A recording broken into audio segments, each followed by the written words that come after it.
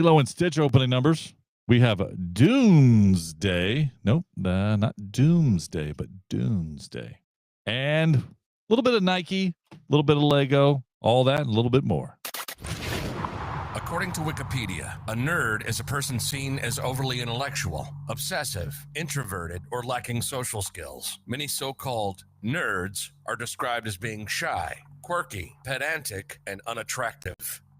We're here to prove Wikipedia right.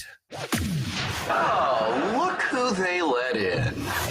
This is Podcast for Sci-Fi, where all things sci-fi come to life. If it's fantasy, sci-fi, gaming, movies, interviews, we're talking about it. We're talking about it. This is Podcast for Sci-Fi, and here's your host, Moose, Game God, and Magic Mike. Welcome to Podcast for Sci-Fi, where all things sci-fi come to life. Episode number 476. Along with Magic Mike, Game God, I am Moose. We're going to take you on a journey tonight. And we're starting that journey with Lilo and Stitch. They came out in the theaters. I don't know if you saw it, but some people did. Game God, how many people went and saw this? I don't know if it was some, a little, a lot, but I got to tell you, I'm going to try to figure this out for you. Okay, so good. You know what also came out, and I didn't realize until we started talking about it, because just that's the way my mind works and get old too. Yeah. Lilo Stitch came out the same weekend as Mission Impossible. Oh, really? For some reason I thought Mission Impossible was just like streaming. I mean, after 12 of them, you would think. Yeah. Oh my goodness. Yeah. What is 7? Was this number 7 for Mission Impossible or 8? I don't remember. 6. Pick a number. It didn't matter. Anyway, but we're talking about Lilo Stitch, not Mission Impossible here. Yeah. Okay. So yes, Lilo and Stitch came out over the 4-day Memorial Day weekend. Yeah. I bet it did. Before I give you some numbers. Before I give you some numbers. Weekend. Yeah, 4-day weekend, Disney. Give me some guesses here, man. Come on. Don't let me just start giving out numbers. Give me some guesses. Well, Lilo and Stitch, I think, is that I always call it like the cult classic of Disney, because there's a lot of people that you just don't realize how big Lilo and Stitch is. It didn't have the name of la, la, la, la, la. Yeah, Lion King or Little Mermaid, but it did respectable. It has a respectable following. So much so that they had this. They changed one of the parks inside Disney World. They had this alien thing, but then they changed it to Stitch being inside this alien canister. I can't remember what the original one was called. I think it was wasn't it the Alien Experience? Alien Experience. It was Aliens. Yeah. Remember they came out the canister. And the canister, exactly. Yeah. It touches your legs or whatever. Yeah. I remember that. That was freaky back then. That was man. Yep. And of course, now it's it's Lilo. I mean it's Stitch. I mean not Lilo. Stitch. So I think it's big. I think it's I'm going to say 130. Man, 130 is big. Okay, Moose. I mean, it's a live action Disney's, and so I'm giving it the benefit of the doubt. But I imagine a lot of people went and saw it. That's all I'm saying. Okay, it was going against Mission Impossible. I want you to know that. You're still giving it 130. Okay. Yeah. Magic Mike, I might be low with 130.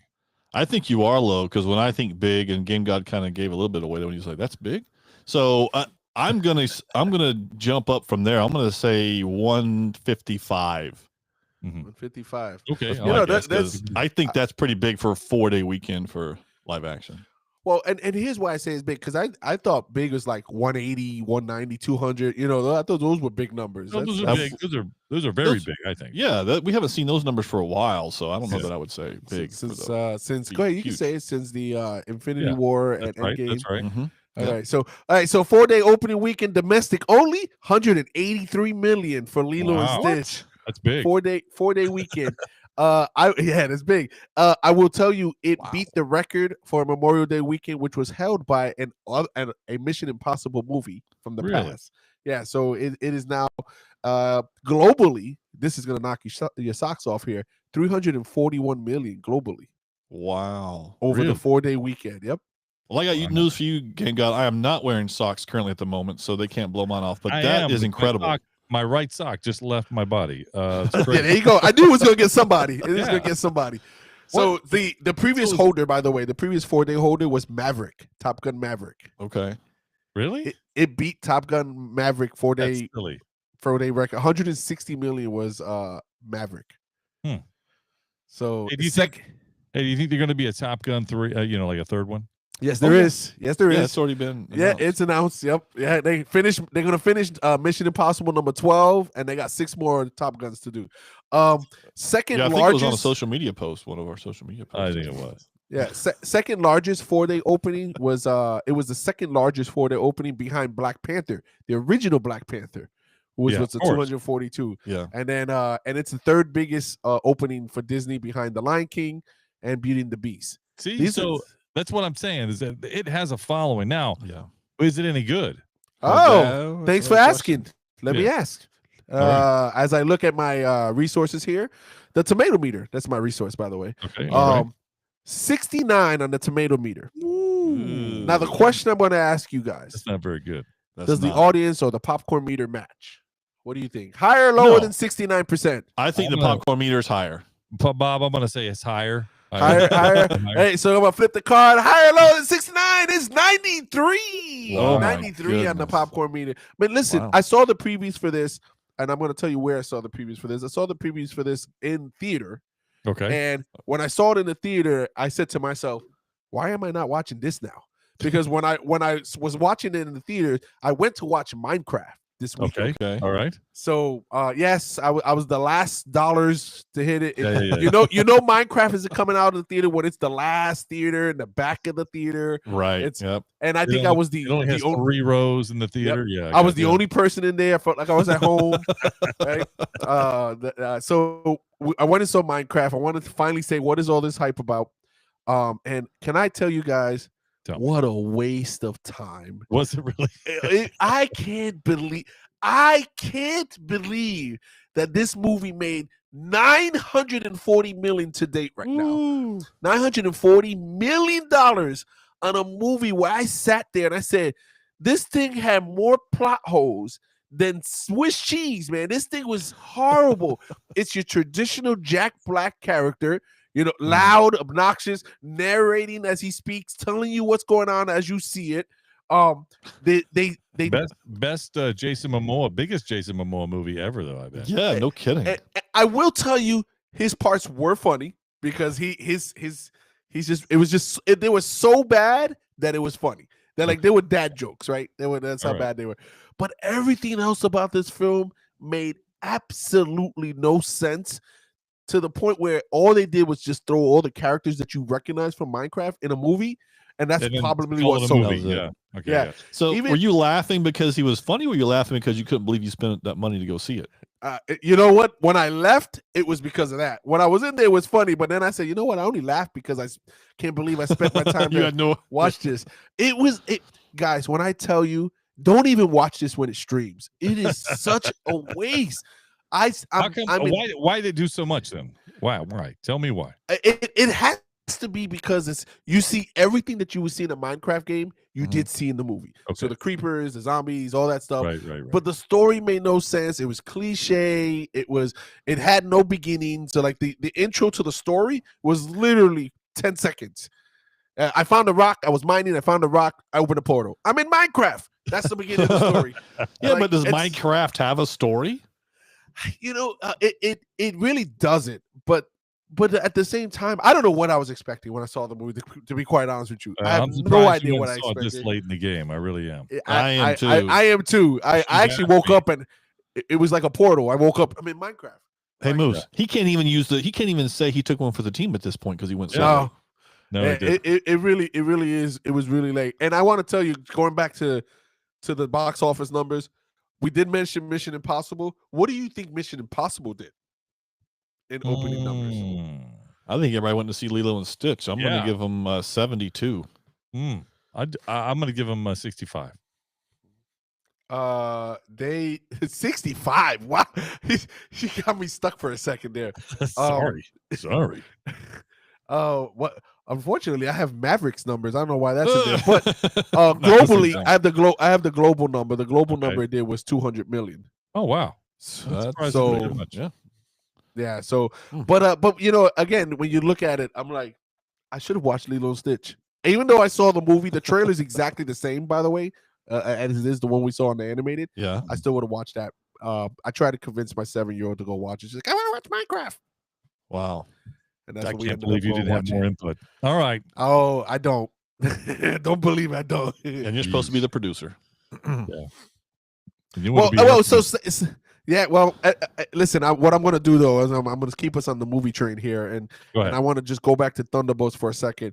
Thunderbolts is finally finished. Like, it's finishing up in the theaters if it's not completely done with. So the final box office numbers are coming out, right? Okay. And where it's going to land. And I want to tell you guys, spoiler alert, it is the second worst MCU earning film.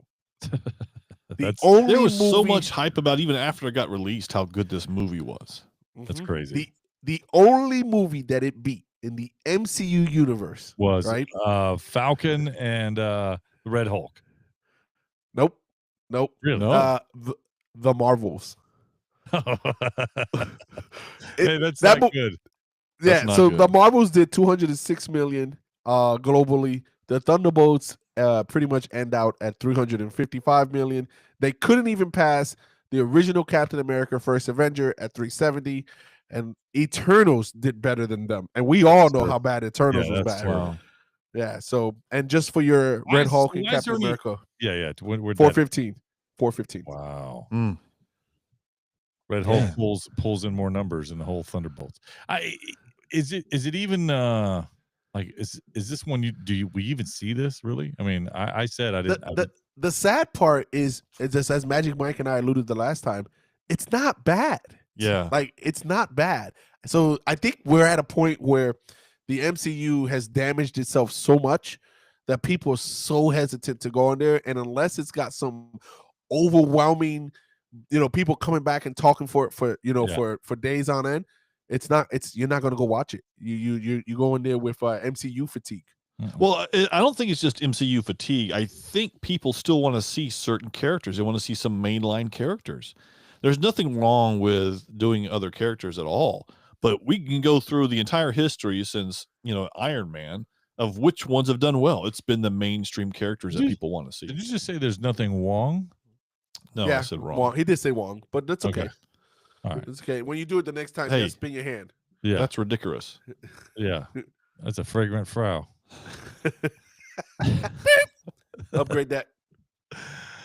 Yeah, but Magic Mike, you're absolutely right. When you look back, Thunderbolts have nobody with special powers per se. Yeah. And so, when you look at that, it's like, I Said don't want that to see all that. along. That's why I don't want to see it. All right. What about Dune? Dune Part 3. Listen, that was a segue Magic Mike missed out on. This Messiah, Dune 3, Messiah, whatever it's called. So we heard recently that Doomsday and Secret Wars were pushed back, right? So now Doomsday is scheduled to come out on like 7 months later, like what is it? December 18th or something like that, 2026. Well, that's also exactly the day that Dune 3 is going to be released. They're not going to do that in the same time frame. Well, I don't know, but that's the question I'm going to ask you guys. Who pushes back? Who changes their date first? Are they going to stay on these dates, both of them? Well, if they both do, Doomsday better change. Dune cannot stand. You don't want to go against a Marvel movie called Doomsday. I mean, you just don't want to do it. But we just heard numbers from the MCU universe. Do you really think that they? People, here's the deal. Here's why. If you have a choice, as limited as the number of people going in to see a movie on this particular day, as limited as it is, you still have a choice, and you don't try to go against some of the bigger names. That's just my opinion. Well, all we know is what we see right now. So there's no way that, to your point, Moose, that opening weekend, Doomsday is not going to outdo Dune by far.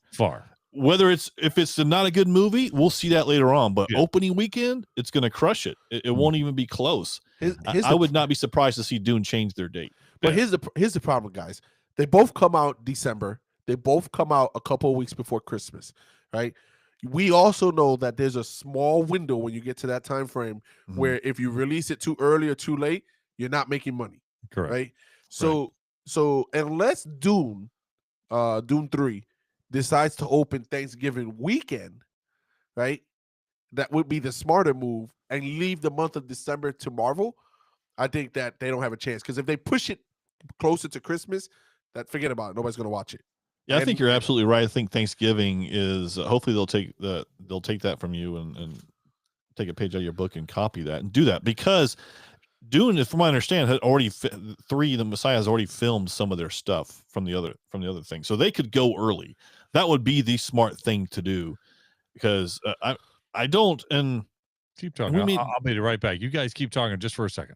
Doomsday may not even be that good, like I said, but you're not going to outdo Doctor Doom. You're just not going to. Well, I'm thinking maybe Doomsday opens Thanksgiving weekend and then gets a resurgent for Christmas. Like, so you think Doomsday is going to change their schedule again? If I'm thinking, well, coming out early is better than coming out later, right? So if you already said that you're going to come out in December, right, and then you surprise the fans and say, you know what, we changed our mind, we're ready, let's bring it out in November. You're going to create some hype because now you're coming out a month earlier, right? Even though they did originally push it back. The other thing is you'll get the Thanksgiving rush. You'll get all of November. You'll get the beginning of December. And then people always go to the movies for Christmas weekend or Christmas. So you'll get another bump for those people who didn't get to see it if they let it ride out. I think the smarter move is to have them come out on Thanksgiving weekend. I'm not disagreeing with you, but I don't think they're going to move it again, which is a whole nother question that we haven't even talked about, which is this a bad sign that Doomsday moved about 7 months later? I don't know if it's a bad sign because I don't know if the pictures we've seen are real or not, right? Well, right. So we're assuming that they're real and stuff like that. But I want to also point out, but not to take away from that question you just asked, you're making it sound like Dune can't compete with Marvel, right? Did you forget how much Dune Part 2 made in the theaters? And who did it compete with? Oh, I don't know who they competed with. That's all I'm saying. I'm not saying if Dune releases on its own, it's going to do great. It's going to do well. But to Moose's point, given a choice, if you're sitting in a theater and you're going for opening day, we're talking about opening day / opening weekend, you're going to choose Doomsday over Dune most of the time. I just think I would argue with you on this because I think MCU right now is at a low. I don't think that if you would have told me that this Doomsday movie came out after the Infinity War series, I would 150% say you're absolutely right. Now, the only reason I would change my statement is if Fantastic Four comes out and Fantastic Four blows them away with how that movie looks. Now you've got the hype back, and now you're like, yeah. But now you're just hedging your bets. Now you're just being Moose. Okay, that's an easy way. That's an easy thing to say. Oh, no. if the other Marvel movies do well, then it's gonna blow it out. No. But there's got to be a lead in, right? No, because you're saying that because they haven't done well, that you think Dune's gonna win. Bro, it's been like 15. It's been like 15,000 movies since we've seen a good MCU movie. I'm not disagreeing with you. What I'm saying is that you're trying to play both sides. No. I'm just trying to put some clarity to my words. So I'm saying that at the current status of what it is now, forget about Fantastic Four. I only brought it up as a sprinkles on the ice cream. Okay. Right. If it comes out right now, the way the status of MCU is right now, and they haven't shown anything crazy, obviously trailers is going to change the difference. Mm-hmm. I don't think it's an easy 1, 2, 3 for Doomsday. Now, what I was trying to hedge my bets, as you saying, Fantastic Four is the next movie that's going to come out before this. So I don't know if there's any more MCU movie coming out. There might be another one. But Fantastic Four is the hype right now. People are hearing a lot of hype on it. Good reviews on the trailers. And then you saw the end credits for Thunderbolts where they showed the Fantastic. So there's going to be some connection. If Fantastic Four comes out and nails this and knocks it out the park, get out of the way. Any movie for Doomsday, get out of the way, because just the initial opening weekend numbers is going to kill it. No, well, here's the thing: is that I don't think from what we've seen that they're going to knock it out of the park. I'm not saying it won't be a good movie. I just don't think they're going to knock it out of the park because we're talking. What are you comparing it to? You comparing it to the Infinity War series? Because if you are, I don't think they're going to knock it out of the park because that's to me knocking out of the park. I think a fair comparison would be like Civil War. Okay, but I don't think that's knocking out of the park to your point. Well, at this point, anything. No, but see that's where we are, right? As you were saying, this is where we are. So if that's knocking it out of the park, I still don't think that's sufficient enough. But I will say this: what do you got to do? What do you think? You got to do like $300 million opening weekend? That's not going to happen. I don't think that's going to happen either. What I'm saying is that the argument is here: who's going to do more? Who's going to win this battle between Dune 3 and Doomsday? And it's going to be Doomsday. Did you see Dune, the second movie? Yes, I did, and I enjoyed it. When did you see it? I think I saw it on streaming. Is when I saw it. Okay. So you enjoyed it, but you saw it on streaming. Yeah, and I was going to bring that up. In Dune 2, domestic was only 214 million, 450 or something like that was international, global. So there was more love for this film around the world as opposed to in the States.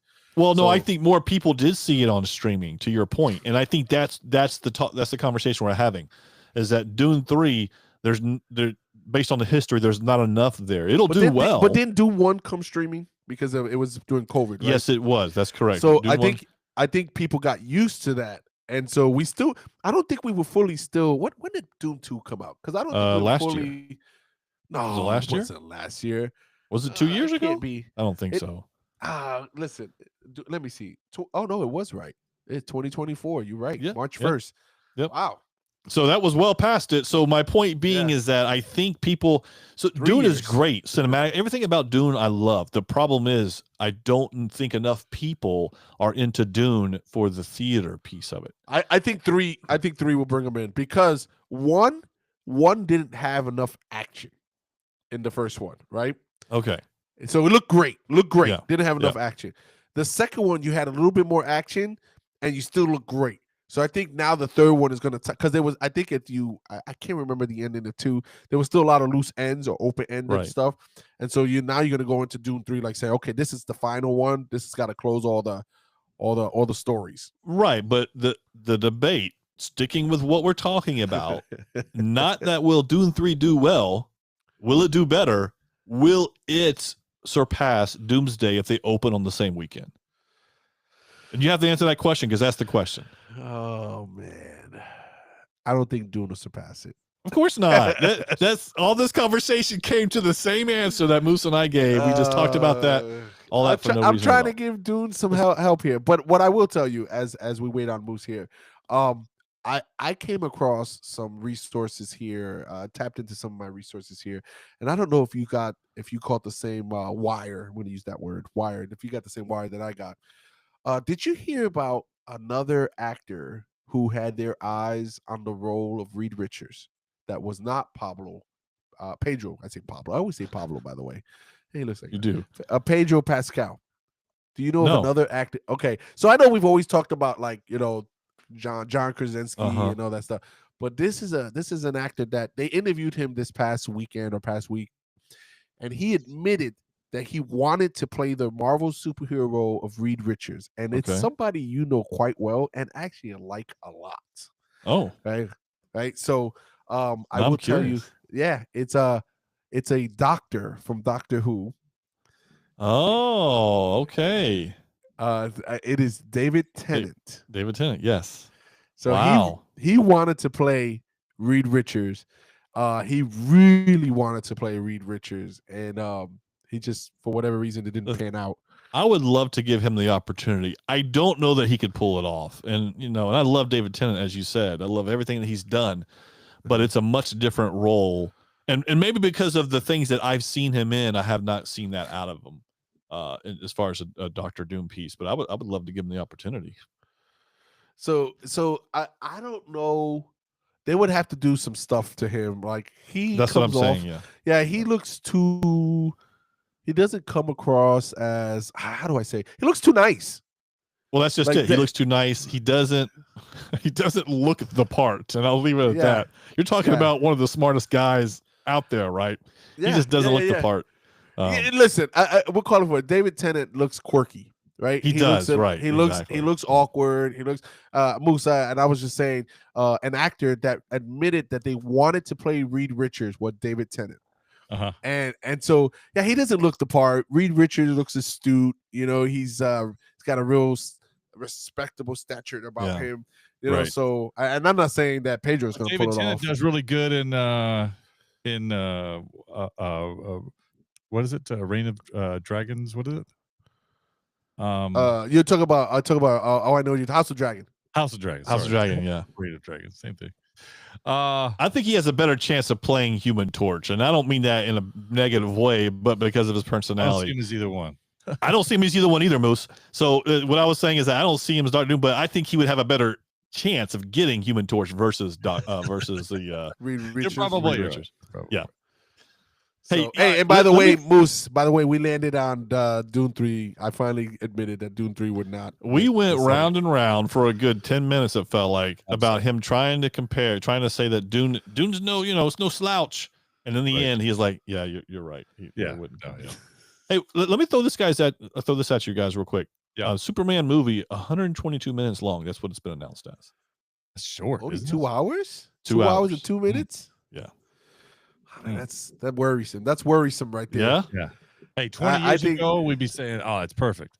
Yes. Now, that's enough. So that makes me believe that it's just gonna be like, it's not gonna be a full on story. It's gonna be like pieces of stories. Like there's no way that they can tell a full on Superman a Superman story in 2 hours. There's no way.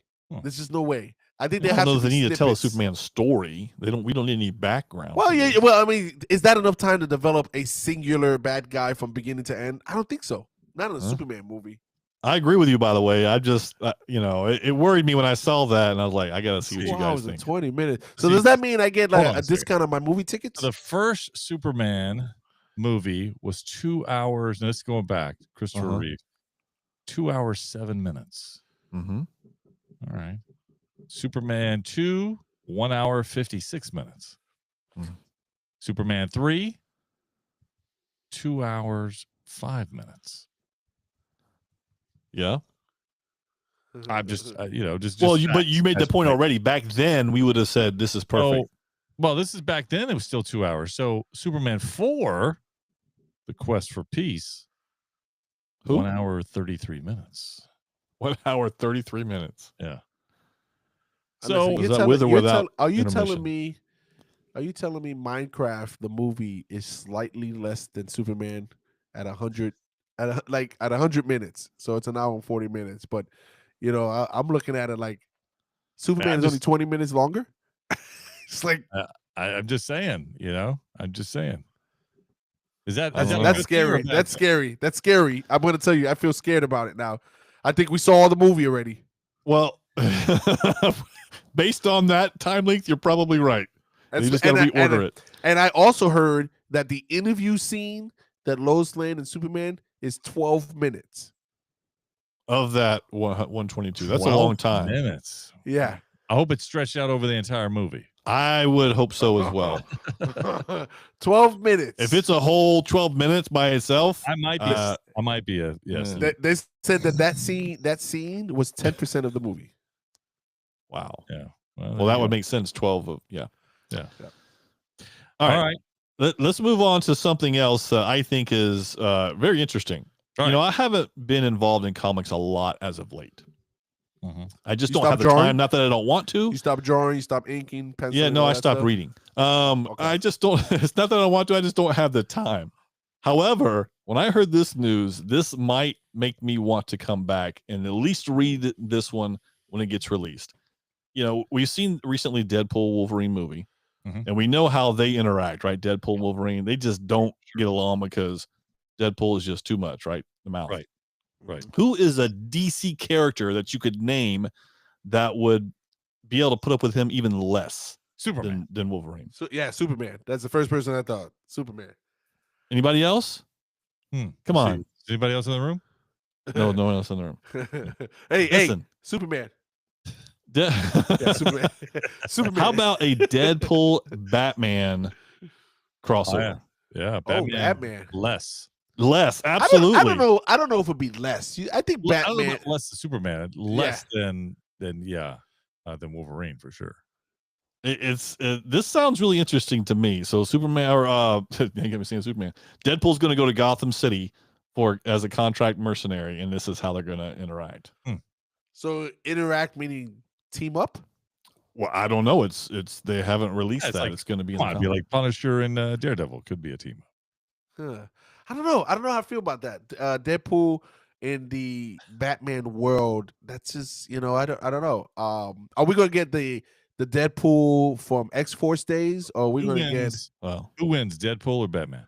Don't ask me that question. Come on, Deadpool wins that. That's one. not a fair question. Deadpool wins that. I say one. no because Deadpool's got healing factor, and he doesn't. I say Batman wins. Well, if you're looking at Batman will figure out a way to. He's the world's greatest detective, and you know his superpower? He didn't have money. No superpower. It's money. That's a superpower. He'll figure it out. He'll figure out how to beat him. He always has. That'd be sad.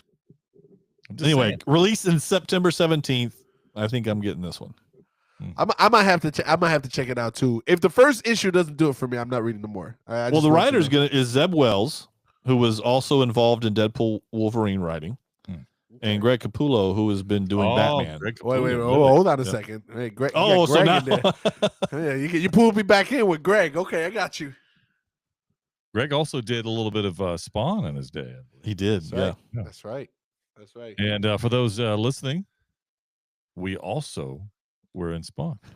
I don't think they know about that. I say we podcast for sci-fi. That's right. That's right. I can't say we were in for a lot of panels, but we were in there. But we were in. You were in for a couple panels. Yeah. I think I have a signed copy somewhere.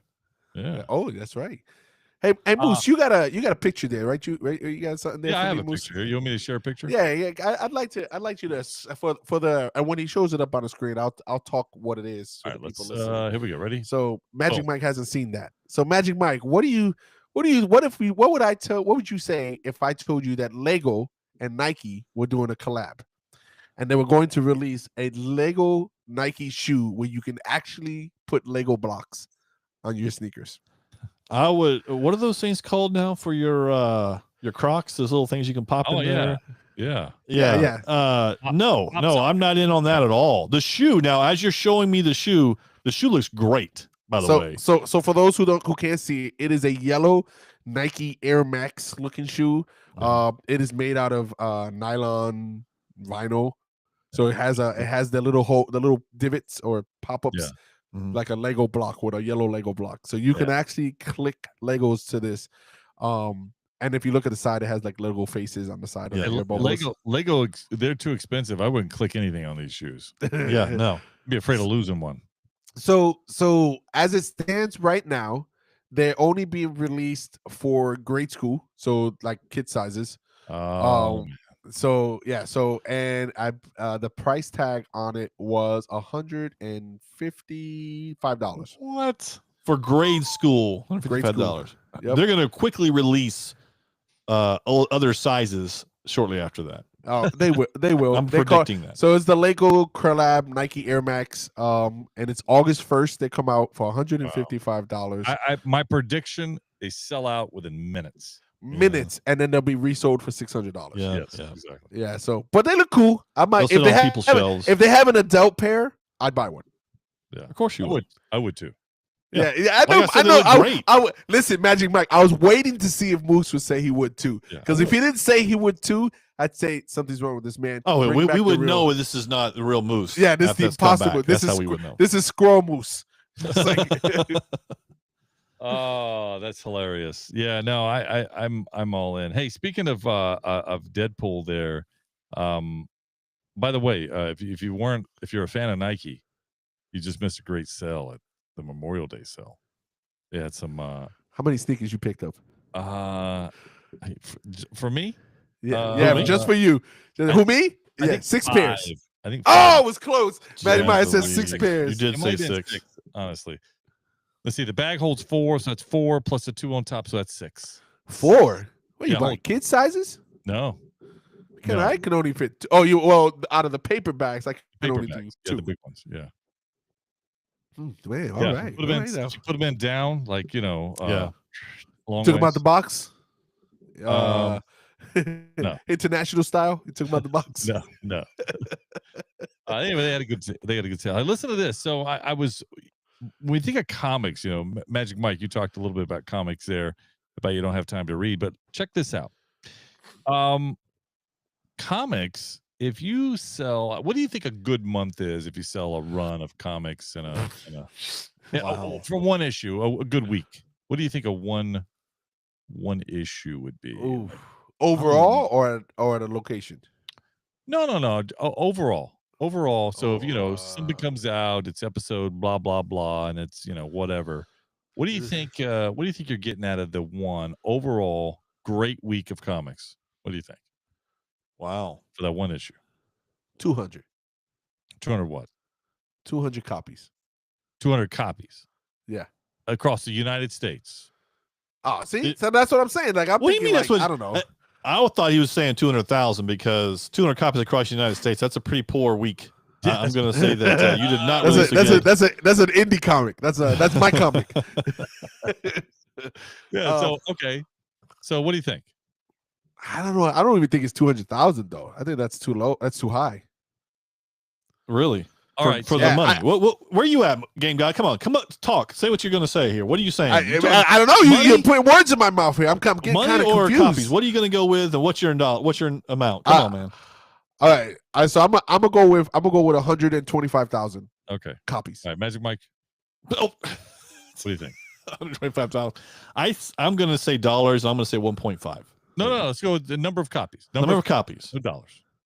Dollars is difficult because copies are different price. $5, $10, $8. Collector's editions $14.99. I'm going to say 220. 220. Okay. 220,000. Wow. So I think you guys are in the ballpark there. Okay. So if you sell one issue and you get 200,000 copies on it, 200,000 sells, that's big.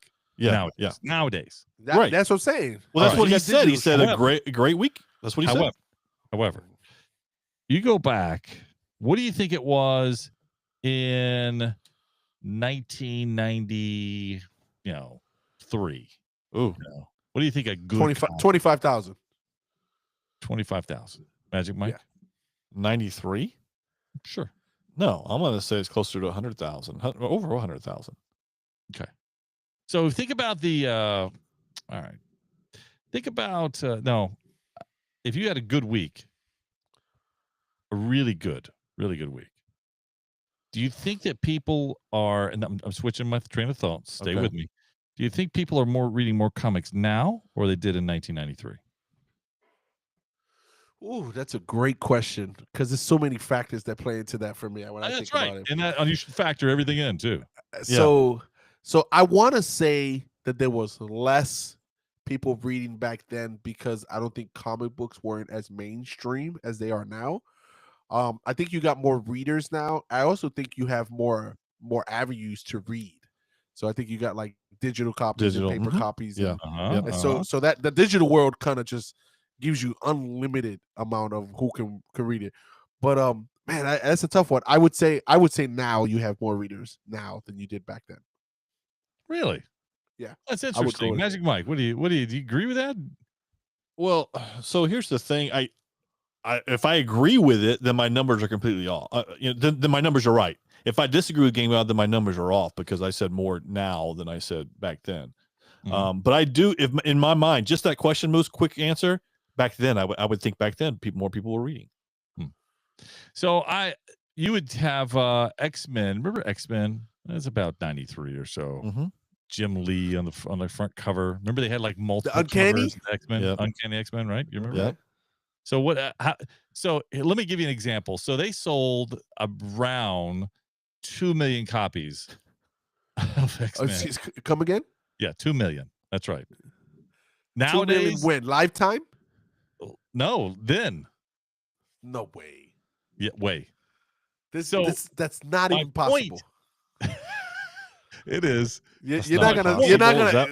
That's where you're going with that statement. 2 million, it's not possible. 2 million copies. of an It's issue. not possible. 2 million. No, watching, there's something. yeah. There's some trickery with the words he's using right now. No, I'm so triggered. So I was watching an interview with Jim Lee, and it was just funny just to see how different how it is nowadays versus then, and what the comic book industry was like then. Yeah. And it was in his in his glory. Chris Claremont, Jim Lee. I mean, these people were redefining how the comics were being drawn. The storylines were great. It's just incredible to compare to now. And I just think it's funny that Magic Mike's don't have time, but you probably have more time than you did then, but less time because there's so much availability of doing something else or whatever. Yeah, that and that's where you're right, Moose. It's the availability of doing other things. Absolutely. Yeah. Well, I think when I think about the digital, you guys know, I have the Marvel comic app, whatever it's called. I just have it on my phone here. I will tell you that it's so easy to have comics at your hand. Sure. Hundreds of comics. And you pay for every one of them individually?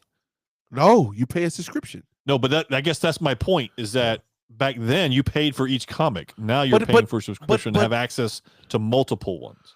But he wasn't talking about dollars. He was just talking about copies. Yeah, just copies. Yeah. Right, so, but when the subscription piece, they're not looking at copies that you're getting, right? Yeah, you're right. I guess that's why I said trickery with the words. And when I think about now, right? When I think about now, trickery. Yeah, he's a wizard. He's a wizard. He's a wizard now. When I think about the words, he said, I guess he said copy sold, right? That's what you said, copy sold. Yeah. I guess you're right. But 2 million just sounds crazy. I can't fathom 2 million in 1993 for an issue.